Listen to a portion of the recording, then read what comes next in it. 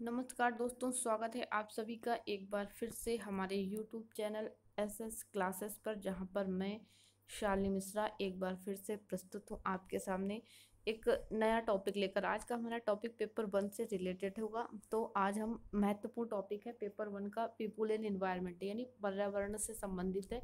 उसके जो महत्वपूर्ण सम्मेलन होते हैं उनकी बात आज हम यहाँ पर करेंगे। जो भी सम्मेलन जिनसे आता है अक्सर क्वेश्चन एक जरूर बनता है। तो चलिए शुरू करते हैं। तो इसके पहले आपने अगर हमारे चैनल को सब्सक्राइब नहीं किया है तो प्लीज़ सब्सक्राइब करना मत भूलिएगा, जिससे आपको आगे आने वाली सभी वीडियोस की नोटिफिकेशन टाइम टू टाइम मिलती रहे। इस वीडियो के अंत तक इसको ज़रूर देखिएगा। इसमें हम अंत में कुछ 8 से 10 क्वेश्चन भी यहाँ पर हम MCQ करेंगे, जिनके आंसर आपको कमेंट में बताने हैं। ठीक है, तो इसको पूरा वीडियो गौर से सुनिएगा, देखिएगा, समझिएगा, फिर उसके आंसर कमेंट में ज़रूर कीजिएगा। इसी से संबंधित प्रश्न होंगे। ठीक है, पहला प्रश्न हमारा कन्वेंशन है, रामसर सम्मेलन की बात करते हैं। रामसर सम्मेलन 1971 में हुआ था। उद्देश्य इसका क्या था कि आर्द्र भूमि यानी वेटलैंड का संरक्षण और दीर्घकालिक उपयोग करना रामसर सम्मेलन का उद्देश्य होता है। इसे जल पक्षी सम्मेलन भी कहते हैं और भारत इसका एक महत्वपूर्ण हिस्सेदार है। ठीक है, अभी तक कुल 23 रामसर स्थल थे भारत में और हाल ही में 10 रामसर स्थलों की और पहचान की गई। ठीक है, तो इस तरीके से 33 रामसर स्थल हो जाते हैं। कौन कौन से 10 हुए नए, उनकी बात जरूर जिक्र करते हैं, क्योंकि ये नए से प्रश्न बन सकता है। ठीक है, तो क्या होगा, पर्यावरण संरक्षण पर जो पहला 10 बना, भारत के निरंतर प्रयासों के फलस्वरूप 28 जनवरी 2020 को भारत को नए आर्द्रभूमि यानी वेटलैंड साइट टैग से सम्मानित किया गया और ये महत्वपूर्ण स्थलों के रूप में इनको चिन्हित किया गया। तो भारत की अब कुल 10,67,939 हेक्टेयर क्षेत्र होगी रामसर स्थलों के रूप में। ठीक है, कौन कौन से हैं, तो इसकी पहला है सरसई नावर झील, इटावा उत्तर प्रदेश में पड़ता है। ठीक है, सारस क्रेन के नाम पर इसका ये नाम पड़ता है। ब्लैक नेक स्टॉर्क और एशियन वुल्फ स्टॉर्क ऐसी यहाँ प्रजातियां निवास करती हैं। दूसरा है समन पक्षी अभ्यारण्य, मैनपुरी उत्तर प्रदेश से ही है, इंडो गंगोटिक के मैदानी भाग में स्थित है ये। और great white pelican, black crown night आइल इनकी प्रमुख प्रजातियां हैं। ठीक है, उसके बाद तीसरा है नांगल वन्यजीव अभ्यारण्य, रूपनगर पंजाब में ये चिन्हित किया गया। शिवालिक की तलहटी में स्थित है। तेंदुआ, भारतीय अजगर की ये प्रजातियां यहाँ पर मिलती हैं।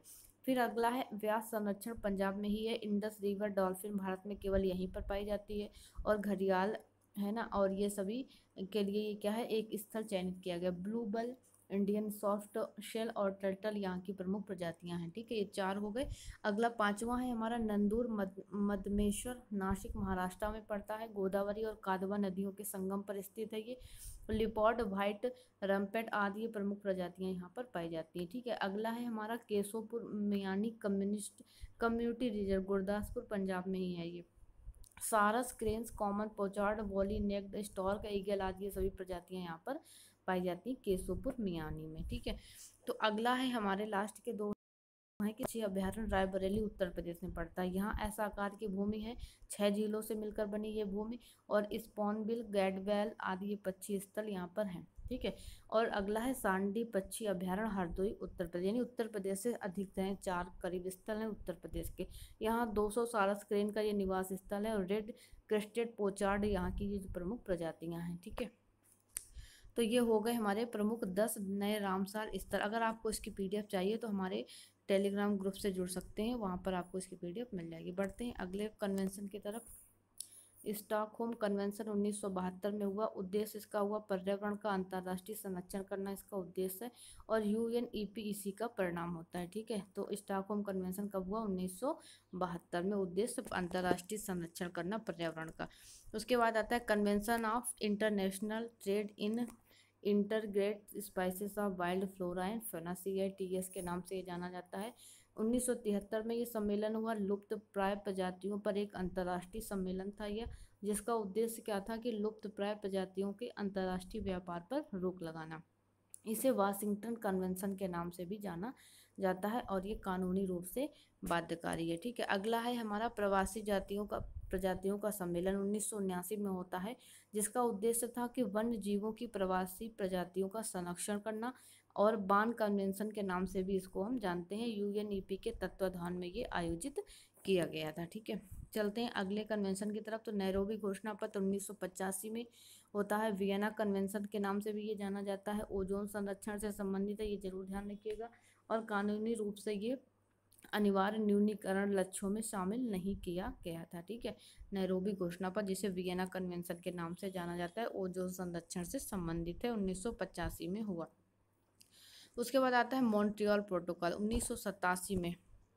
मॉन्ट्रियल प्रोटोकॉल 1987 में हुआ। उद्देश्य जिसका होता है ओजोन क्षय पदार्थों का नियंत्रण। ठीक है, ये कानूनी रूप से अनिवार्य है, केवल ओजोन क्षय पदार्थों को बनाना ही इसका उद्देश्य है। ब्रेटलिन रिपोर्ट 1987 में आई। इसके बाद इस ब्रेटलिन रिपोर्ट का उद्देश्य होता है सतत विकास करना। ठीक है, उसके बाद सतत विकास के सिद्धांत को इसी ब्रेटलिन रिपोर्ट ने दिया था। आगे चलते हैं पृथ्वी शिखर सम्मेलन, जिसको रियो सम्मेलन, संयुक्त राष्ट्र पर्यावरण विकास सम्मेलन के नाम से जाना जाता है। तो पृथ्वी शिखर सम्मेलन 1992 में हुआ। पर्यावरण संरक्षण एवं विकास करना इसका मुख्य उद्देश्य था, जिसको रियो सम्मेलन के नाम से भी जाना जाता है। इसने 27 सिद्धांत दिए थे और हस्ताक्षर के लिए अनिवार्य रूप से 3 समझौते इसमें होते हैं। कौन सा? CBD, UNFCCC और UNCCD। ठीक है, ये 3 समझौते इसी में रियो में होते हैं। ठीक है, तो अगला आता है हमारा एजेंडा 21 1992 में हुआ। एजेंडा 21 जिसका उद्देश्य था सतत विकास करना, जिसका उद्देश्य था पृथ्वी सम्मेलन, इसी का परिणाम होता है एजेंडा 21 का। ये 21वीं सदी को दर्शाता, जो इसमें एजेंडा 21 जो 21 है, ये 21 किसको दर्शाता है? 21वीं सदी को दर्शाता है। ठीक है, आगे बात कर लेते हैं UNFCCC की। तो UNFCCC 1992 में आया। यूनाइटेड नेशन फ्रेमवर्क कन्वेंशन इसका फुल फॉर्म है। तो 1992 में आया। ग्लोबल वार्मिंग से निपटने के लिए ग्रीन हाउस के उत्सर्जन में कमी करना इसका मुख्य उद्देश्य था। ठीक है, ग्लोबल वार्मिंग से निपटने के लिए ग्रीन हाउस उत्सर्जन में कमी करना UNFCCC का उद्देश्य था 1992 में जो सम्मेलन हुआ, जिसका हेडक्वार्टर जर्मनी में है। और इसके अंतर्गत क्योटो प्रोटोकॉल को सुलझाया गया था और ये कानूनी रूप से अनिवार्य नहीं है।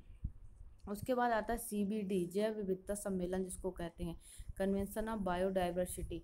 उद्देश्य इसके 3 थे। जैव विविधता का संरक्षण करना, इसके घटकों का स्थायी उपयोग करना और आनुवांशिक संसाधनों से प्राप्त होने वाले लाभों की निष्पक्ष और न्याय संगत साझेदारी करना इसका उद्देश्य था। ठीक है, ये कानूनी रूप से अनिवार्य है CBD। और इसके 2 प्रोटोकॉल हैं, एक जैव सुरक्षा पर कार्टजेना प्रोटोकॉल सम्मेलन और एक नगोया प्रोटोकॉल सम्मेलन, जिसकी चर्चा हम आगे करेंगे। आगे बात करते हैं UNCCD 1994 में होता है। UNCCD ये क्या है? उद्देश्य इसका होता है मरुस्थलीकरण का मुकाबला करना। ठीक है, मरुस्थलीकरण जो बंजर भूमि हो रही है, डेजर्ट हो रहा है, मरुस्थल बढ़ रहा है, उससे यानी निपटने के लिए इसमें चर्चा की गई। इसका हेडक्वार्टर बॉन जर्मनी में है। बॉन HQ जो है, कानूनी रूप से ये अनिवार्य है और कनाडा इससे बाहर हो गया है UNCCD से। यही एक महासम्मेलन था जो क्या हुआ, एजेंडा 21 की सीधी सिफारिशों के बाद हुआ था। ठीक है, एजेंडा 21 की सीधी सिफारिशों के बाद जो हुआ था। उसके बाद आता है क्योटो प्रोटोकॉल। क्योटो प्रोटोकॉल 1997 में हुआ और ये ग्रीन हाउस गैस की मात्रा को कम करके ग्लोबल वार्मिंग से लड़ने के लिए हुआ था। क्योटो प्रोटोकॉल 1997 में हुआ, ग्रीन हाउस गैस की मात्रा को कम करके ग्लोबल वार्मिंग से लड़ना। ठीक है, UNFCCC के तहत समझौता 2005 में लागू हुआ। इसके तहत निम्न प्रक्रियाएं की गई। कौन कौन सी? स्वच्छ विकास तंत्र, उत्सर्जन व्यापार, संयुक्त कार्यान्वयन। ये 3 प्रक्रियाएं इसके तहत की गई जो कि ग्लोबल वार्मिंग से संबंधित है। ठीक है, उसके बाद आगे है इसमें कि ये क्या था, क्योटो प्रोटोकॉल। ये विभेदित उत्तरदायित्व के सिद्धांत पर आधारित है और ये विकसित देशों के वर्तमान उत्सर्जन को कम करने पर भी आधारित है। इसकी 2 प्रतिबद्धता अवधि होती हैं, एक होता है 2008 से 2012 तक और दूसरी 2013 से 2020 तक, यानी अंतिम अवधि जो है अभी चल रही है। ठीक है, दूसरी प्रतिबद्धता अवधि में 2012 में सहमति हुई थी, जिसे दोहा प्रोटोकॉल संशोधन कहा जाता है। ठीक है, दूसरी प्रतिबद्धता को ही क्या कहा जाता है? दोहा प्रोटोकॉल संशोधन। ठीक है, तो ये तो हो गए सम्मेलन जो हमने अभी चर्चा की। और इसके बाद इसी सम्मेलनों से संबंधित हम आज कुछ यहाँ पर कुछ प्रश्न दे रहे हैं आपको, और उनके इसको पूरे वीडियो के सम्मेलन को देखने के बाद आप इन प्रश्नों का आंसर कमेंट बॉक्स में सभी लोग जरूर कीजिएगा, जरूर से जरूर कीजिएगा, ये आपसे हमारी रिक्वेस्ट है। जिससे आपका भी कवर हो जाएगा। तो रामसर सम्मेलन किस पर आधारित था? ओजोन संरक्षण पर, सतत विकास पर, आर्द्र भूमि संरक्षण पर, या इनमें से किसी पर नहीं? तो राइट आंसर क्या है, कमेंट में बताइएगा। दूसरा क्वेश्चन है, स्टॉकहोम कन्वेंशन कब हुआ? 1997, 72, या 1989, या 1976 में? इसका भी करेक्ट आंसर कमेंट में बताइए सभी लोग। नैरोबी घोषणा पत्र किससे संबंधित है? सतत विकास, ग्लोबल वार्मिंग, पर्यावरण संरक्षण, या उपरोक्त सभी से? तो इसका भी आंसर सभी लोग कमेंट में जरूर बताइएगा। अगला है, बार्न कन्वेंशन को अन्य किस नाम से जानते हैं? स्टॉकहोम कन्वेंशन, प्रवासी प्रजातियों का एजेंडा 21, या इनमें से कोई नहीं? क्या है सही आंसर, जरूर कीजिएगा कमेंट। अगला है, ग्लोबल वार्मिंग से निपटने के लिए कौन सा सम्मेलन आयोजित किया गया? UNFCCC, UNCBT, UNCCD? तो कौन सा था ग्लोबल वार्मिंग से निपटने के लिए? इसको भी सही आंसर आप जरूर कमेंट में सभी लोग करेंगे। अगला है, पृथ्वी शिखर सम्मेलन का उद्देश्य क्या था? ग्लोबल वार्मिंग से निपटना, ओजोन क्षय पदार्थों पर नियंत्रण, या पर्यावरण संरक्षण एवं विकास, या इनमें से कोई नहीं? सही आंसर जरूर सभी लोग कमेंट में बताइएगा।